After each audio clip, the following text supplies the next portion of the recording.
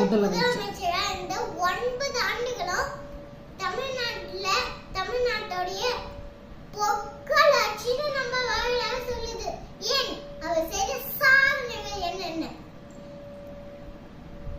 சாப்பாடு மற்றும் தண்ணி பஞ்சம் வராமல் இருக்க எத்தனை அணைகள் இந்த தமிழ்நாட்டுல ஒவ்வொரு தவிர யாரும் படிக்காம இருக்கவே கூடாதுன்னு கட்டாய கல்வி சட்டம் போட்டு